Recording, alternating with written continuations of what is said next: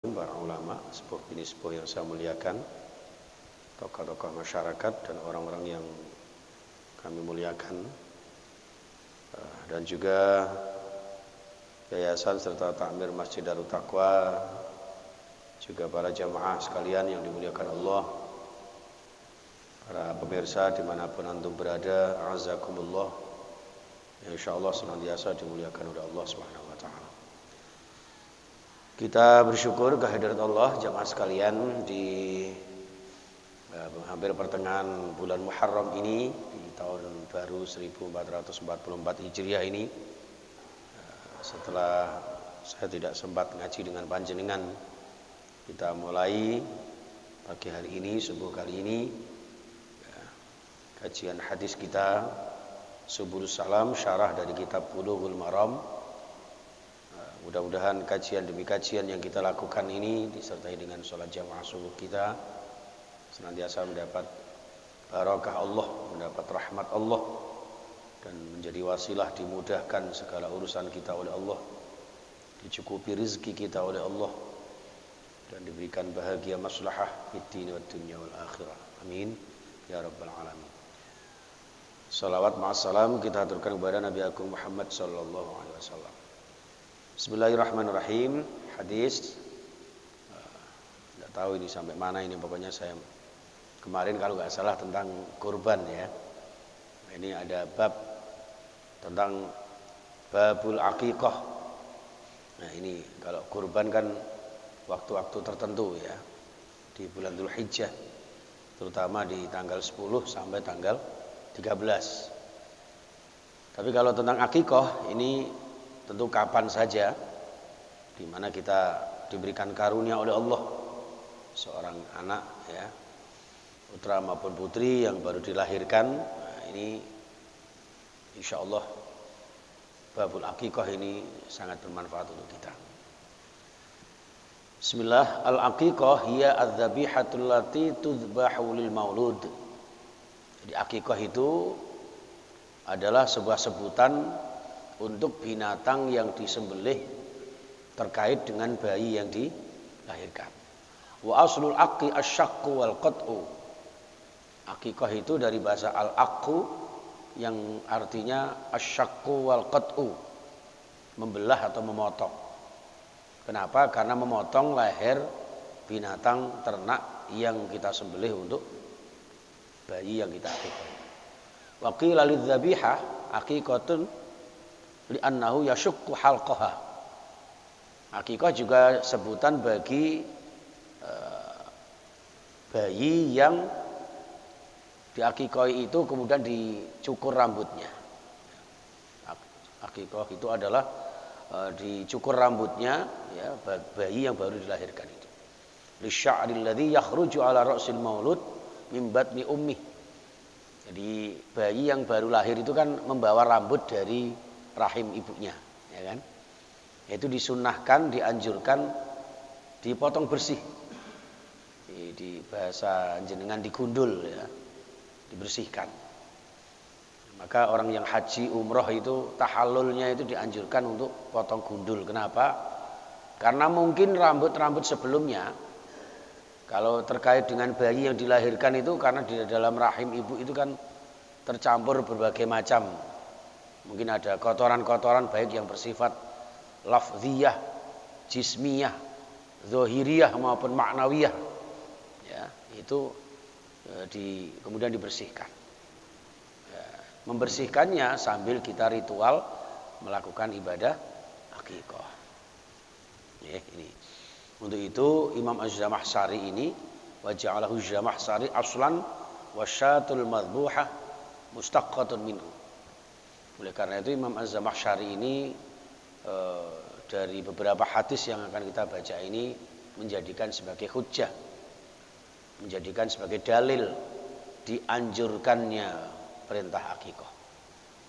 Bahkan menurut Imam Al-Hanafi, aqiqah itu hukumnya wajib, sebagaimana beliau mewajibkan kurban ya, bagi yang sudah mampu.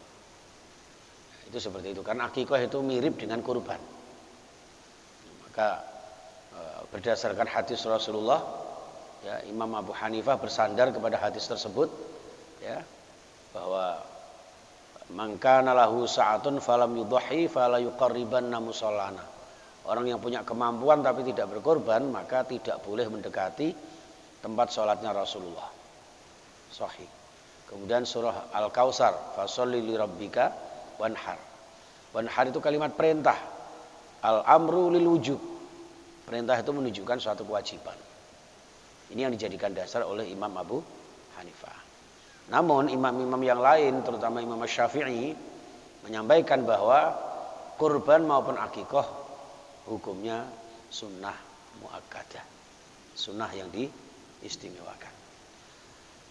Ani Ibnu Abbas radhiyallahu anhuma anna Nabiyya sallallahu alaihi wasallam aqqa 'anil Hasan wal Husain kabshan.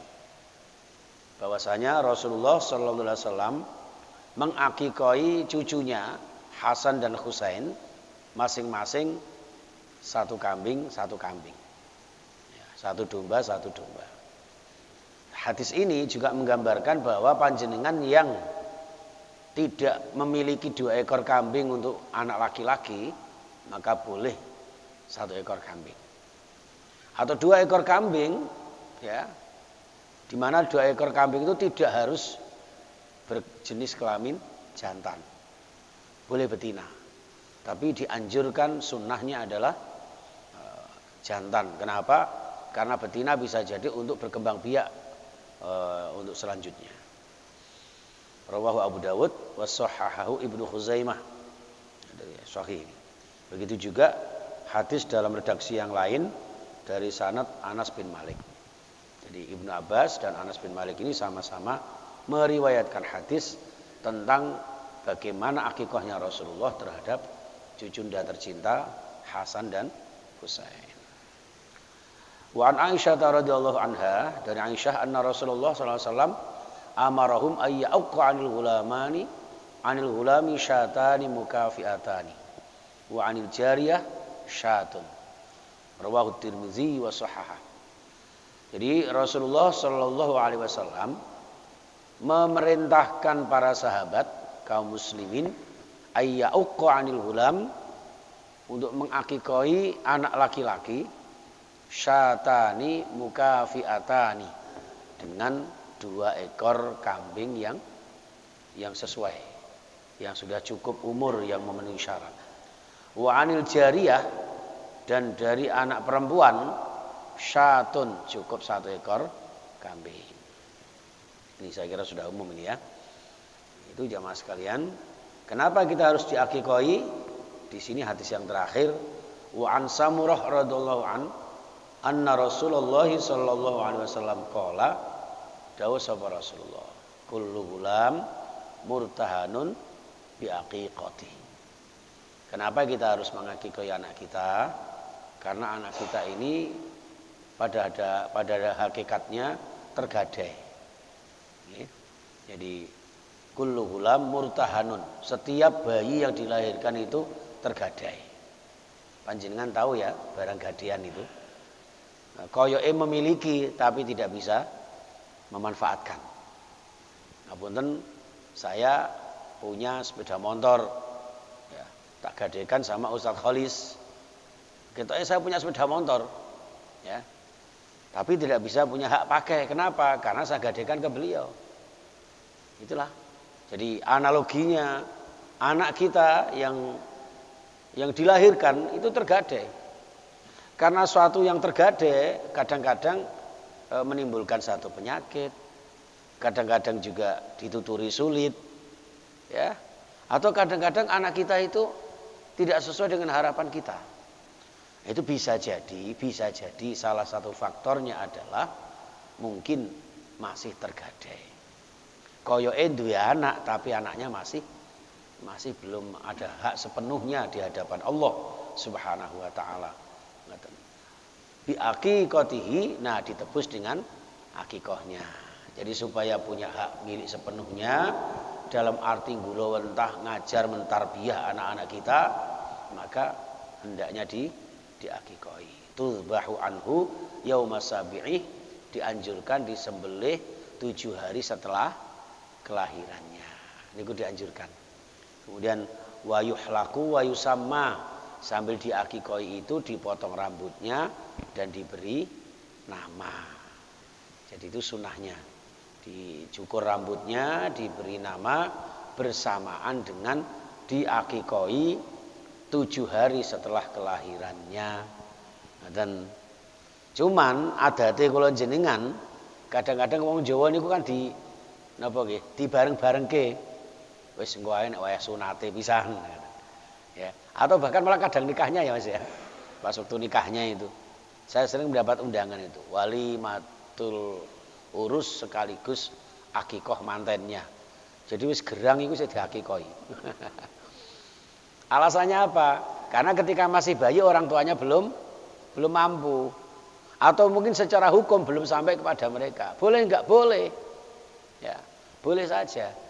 Tapi itu jadi pelajaran buat kula jenengan, cukuplah orang tua kita yang seperti itu. Kalau kita kemudian ada kemampuan, anak kita lahir, tidak usah nunggu lama-lama. 7 hari setelah kelahirannya segera diakikoi sambil diberi nama. Dan akikoh itu sunnahnya apa? Semua dimasak, tidak boleh ada yang berupa mentahan. Ya, jadi kalau perlu sak balung-balungnya itu dicoro kok ono presto apa kambing di presto pisan itu. Ya dicacah jeret, bagaimana masaknya sebanyak-banyaknya, lalu kemudian mengundang tetangga-tetangga kita, diajak makan bersama. Nah, terus diberi nama. Namanya Faiz si Gembul umpama ini. Ya kan? Muhammad Azza, itu pada waktu 7 hari setelah kelahirannya itu. Itu insya Allah tambah barokah. Tapi kalau umpama 7 hari itu belum mampu, dalam kaidah fikih itu kemudian dihitung kelipatannya. 7 hari, 14 hari, 21 hari, monggo jenengan hitung. Nek wis anak kula jenengan wis daplok gerang, wis umur piro ya misalnya ya. 20 tahun wayah dinikahne. Lah iki sampean hitung dhewe ae. 7 hari sampai umur 25 tahun. Itu mestinya seperti itu. Aja mulai dikarang. Ya. Tapi itu pun boleh karena hukumnya sunnah muakkadah dan banyak para ulama yang menghukumi secara lentur ya. Tapi kalau panjenengan kepingin secara lurus, secara baik, sebaik-baiknya, seafdol-afdolnya ya kalau bisa sesuai dengan syariat fikhiyahnya, sehingga menambah barokah buat putra-putri kita. Oke, saya kira itu Bapak Ibu yang saya muliakan. Mudah-mudahan kajian hadis kita mendapat dibarengi dengan hidayah Allah Subhanahu wa taala dan kita semuanya diberikan sehat walafiat sekeluarga, sak putra-putri kita, anak-anak cucu kita, ya, murid-murid kita semuanya di dalam lindungan Allah Subhanahu wa taala. Amin ya rabbal alamin. Bismillahirrahmanirrahim. Allahumma shalli ala Muhammad wa ala alihi washabihi ajmain. Allahumma ighfir lana wa liwalidina warhamhum kama rabbawna shighara. Ya Allah, ampuni dosa-dosa kami, dosa-dosa ayah bunda kami. Ya Allah, ampuni seluruh sahabat kami, kaum muslimin muslimat. Ya Allah, rahmati kami, curah limpahkan kasih sayang-Mu kepada kami. Cukupi kami dengan rezeki yang halal barakah yang bisa kami gunakan untuk ibadah istiqomah, berzakat, infak, sedekah, berziarah ke Makkah, Madinah. Berikan rumah tangga yang sakinah, mawaddah, warahmah, putra-putri yang ahli ibadah, berakhlakul karimah, yang membanggakan kepada kedua orang tuanya, berguna untuk nusa bangsa agama, dan insyaallah semuanya ahli surga. Ya Allah, barakah fid din wad dunya wal akhirah. Rabbana atina fid dunya hasanah fil akhirati hasanah wa qina adzabannar. Wa sallallahu ala Muhammad wa sallallahu alaihi wasallam. Walhamdulillahi rabbil alamin. Subhanakallahumma wa bihamdika asyhadu an la ilaha illa anta astaghfiruka wa atubu ilaik. Assalamualaikum warahmatullahi wabarakatuh.